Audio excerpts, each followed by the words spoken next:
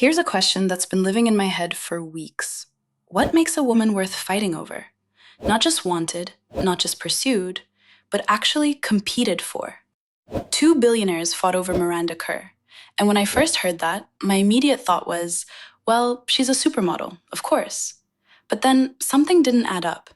Billionaires have access to supermodels, actresses, the most beautiful women in the world. If beauty alone created competition, every stunning woman would have men fighting over her. But they don't.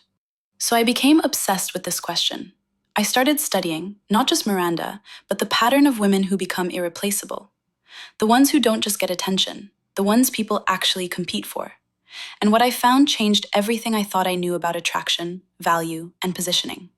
Because it's not beauty, it's not status, it's not even charm. It's something far more strategic and far more accessible. Something you can cultivate once you understand how it works. Let me show you what I found. Here's the uncomfortable truth. Beauty doesn't make you irreplaceable. I know that sounds harsh, but think about it. The most beautiful women you know, are they the ones getting chosen? Or are they the ones constantly confused about why men lose interest? Because here's what I've noticed. Some of the most stunning women I know get treated like options, while other women who are objectively average, have men bending over backwards for them, competing for them, prioritizing them, actually fighting to keep them. So what's the difference? It's not looks, it's perceived rarity.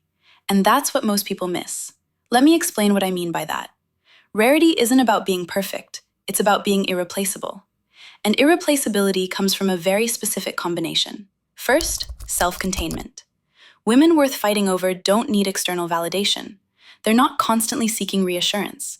They're not checking if they're being received well. They're not adjusting themselves to be more palatable. They just exist, unbothered. And that unbothered energy, it's magnetic. Because most people are performing all the time, trying to be liked, trying to be chosen, trying to prove their worth. But rare women already know their worth, so they don't need to prove it. And that certainty is what makes people lean in. Second, selectivity. Here's what people get wrong about playing hard to get. They think it's about withholding, about making someone chase, about strategic unavailability. But that's not what rare women do. They're not playing hard to get. They're genuinely hard to get, because they're selective. Not everyone gets access. Not everyone gets their time. Not everyone gets their energy. And that's not arrogance. That's self-respect. When you're genuinely selective, people can feel the difference. They know they're not just another option. They know they actually had to earn your attention. And that makes it valuable. But here's where it gets interesting. There's a psychological principle called scarcity bias. It means we assign more value to things that are rare or hard to obtain. This is why limited edition anything sells out, why exclusive clubs have wait lists, why people want what they can't have. And whether we like it or not, this applies to relationships too. When someone perceives you as rare, as not easily accessible to everyone, your value increases in their mind. Not because you're manipulating them, but because scarcity triggers a primal response. If I don't act now, I might lose this. And that's when competition starts. This is what happened with Miranda. She wasn't the most beautiful woman these billionaires had ever met, but she was contained. She didn't chase. She didn't perform. She didn't make herself overly available.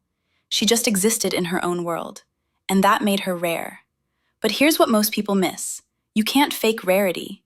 If you're pretending to be unbothered while secretly checking your phone every 5 minutes, people feel that.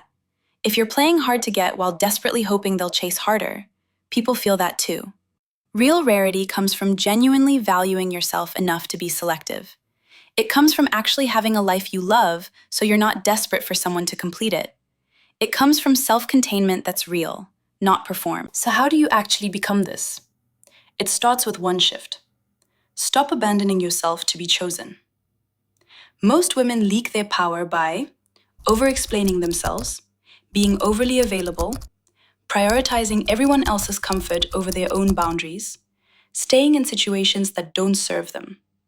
Every time you do that, you signal, I'm not rare, I'm accessible to anyone. But when you start honoring your boundaries without apology, being selective with your time and energy, letting people wonder instead of over-explaining, choosing yourself even when it's uncomfortable, you signal something completely different. I know my worth, and I'm not negotiating it. Here's what this looks like practically. Stop filling every silence. Let pauses breathe. Let people sit with their own thoughts. Mystery isn't about being secretive, it's about not spilling everything immediately. Stop over explaining your decisions. Your boundaries don't need a dissertation. Your choices don't need justification. No is a complete sentence. Stop being available to everyone. Your time is valuable. Your energy is valuable. Not everyone deserves access. Be genuinely selective. And here's the most important one. Build a life you're genuinely excited about. Because rarity doesn't come from pretending you don't care. It comes from genuinely having so much going on that you're not sitting around waiting for someone to choose you. You're already chosen by yourself. And that changes everything. So here's what I want you to remember. What makes a woman worth fighting over isn't beauty, isn't perfection, isn't even charisma. It's rarity. And rarity comes from self-containment, from knowing your worth so clearly that scarcity becomes your natural state. You're not playing hard to get. You're just genuinely hard to get. You're not withholding. You're just genuinely selective. You're not performing mystery. You're just genuinely self-contained. And when you embody that, you don't just get wanted, you get competed for. Not by everyone, but by the right people, the ones who recognize rarity when they see it.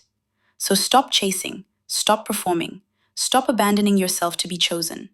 Understand your value, protect your energy, stay rare. That's it for today. I'll see you in the next one. My name is Aura, and I am the best friend, the sister that you've never had. I'm here to remind you that you are that girl, so I forbid you to miss a bite of what I'm about to tell you in this channel.